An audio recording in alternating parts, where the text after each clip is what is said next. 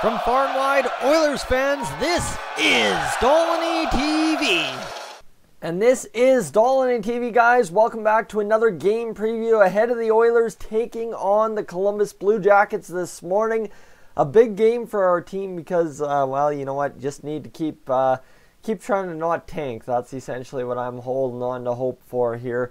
Yes, the playoffs are still a possibility. You need to win 13 of the next 5 games. Okay, fair, fine, whatever. But problem is, other teams have to start losing, and that's not exactly happening quite yet. So for right now, we hold on to a very slim sliver of hope. Do Oilers fans, if you're still thinking the playoffs are there. However, this morning, this afternoon, whatever you want to say, against the Columbus Blue Jackets, it's kind of the same deal on their side, because the Blue Jackets sitting with 75 points. They're battling with the Pittsburgh Penguins for that final or for that first wildcard spot, right? Because you've got, well, first wildcard spot through third wildcard spot separated by 2 points, and then you've got the Philadelphia Phillies. See, I'm thinking Bryce Harper. Philadelphia Flyers sitting there waiting in the wings. Man, if something goes wrong from one of these 3 teams or 2 of these 3 teams, we could really capitalize. There was 70 points, so the race is still within the realm for 4 of the top wild card teams, as opposed to the West, where for the West it kind of is a little bit more of a mess. You've got the Oilers 7 points back in 7th spot. The only reason I hold on to hope is because realistically we're only 4 wins back of the Minnesota Wild, and you know what? Anything can happen. However, you got to sit here and look at the realistic point of view. Other teams, they could fall apart late in this season. And I mean, Colorado has 68 points, but they only have 28 wins. So if everything starts going right, this Oilers team could start maybe getting towards it. But like I said, that begins today against the Columbus Blue Jackets. Or we're going to ice a lineup of RNH, McDavid, Kazi. And you know what? I liked that line last game, so we should be fine to roll that again as the top line tonight. Lucic, Draisaitl, Chiasson. Again, guys, I really don't understand this Oilers mentality. Hey, Lucic is skating good. We should put him on the top line. No. Keep him where he's comfortable. Honestly, Lucic has been quoted as saying how much fun he's having playing and elevating his game alongside Josh Curry. I don't know why you would all of a sudden try to put Tobias Reeder down there on the third line and have Milan Lucic on the second line. Like, Ty Ratty is a guy that can elevate. Why not have him up there instead on the fourth line? So it's Reeder, Cave, Curry on the third line for the Oilers this morning. And then you've got Ratty, Malone, and Gagne. See, again, why wouldn't you have Gagne on that second line? We actually have options with this lineup, and instead we're out there, when we know Lucic, Cave, and Curry work, we're out there throwing them together on the second line instead of on the third line where he's comfortable. Problem is, it's the Oilers practice lines in Columbus as of yesterday, so read into it what you will. I really don't buy that will be the full lineup tonight or this morning or whatever the heck. I'm going to be so confused. I'm very tired. I had to roll myself out of bed to make sure I got this game preview up. However, Clefbaum, Larson, Nurse, Russell, Sekera, Benning is the D pairings. Well, that's pretty much no-brainers at this point. And realistically, I think what we got to do is we got to get Sekera out there on that second line, whether it be knocking Nurse down to play with Benning or knocking Russell down to play with Benning. Sekera's just missing that extra step to his game that a little bit extra playing time might do for him.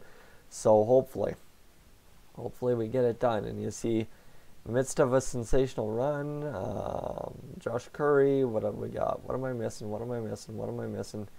Evan Bouchard update last night extended his point streak to 12 games with 4 points over the Kitchener Rangers. That was good.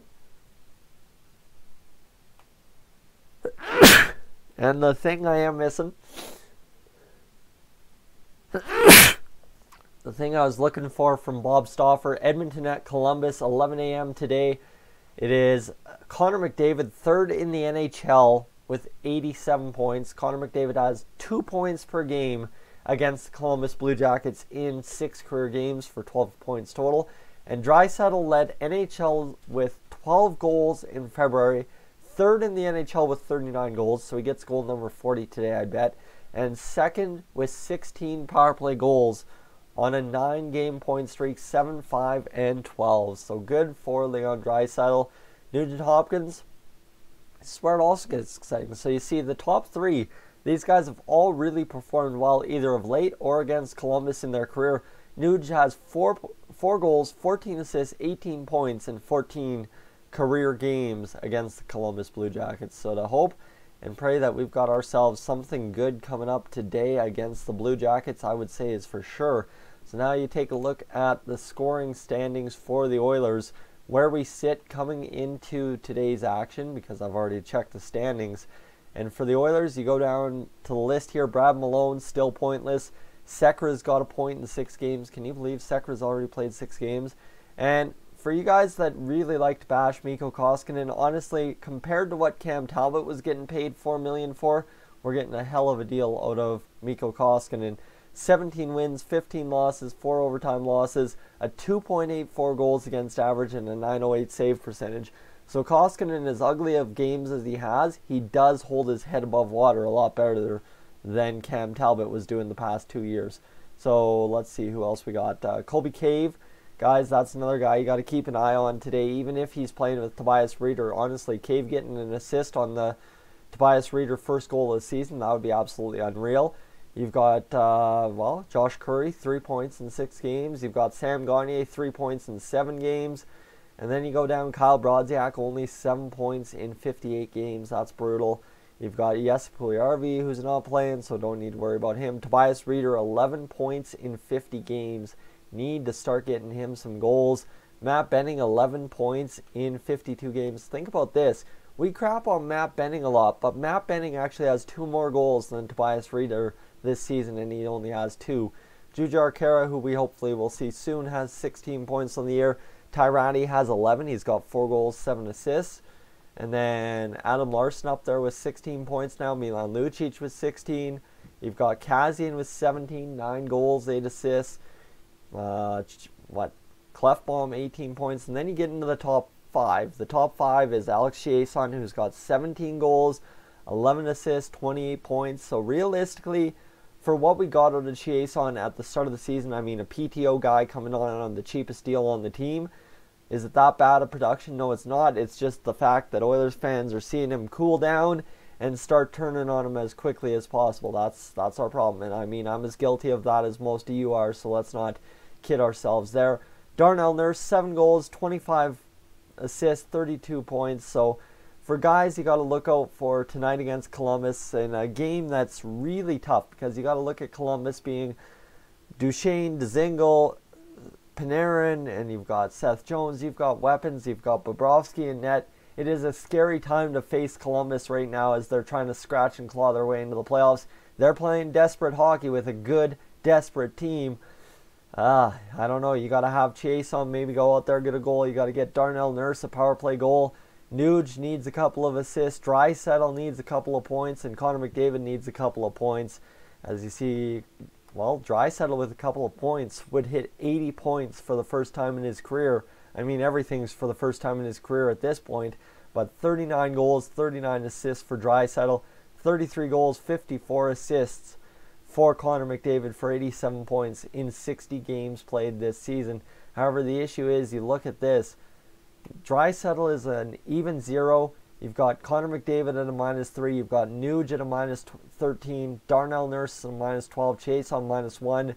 Clefbaum -3. Kazian -7. I mean, Lucic -9. Adam Larsson, guys, I really don't know why I try to defend this guy. -17. Ty Rattie -1. Matt Benning's really the only plus on this team. That's the weird part. Andrei Sekera is actually a plus as well, so maybe we shouldn't crap on him too much either.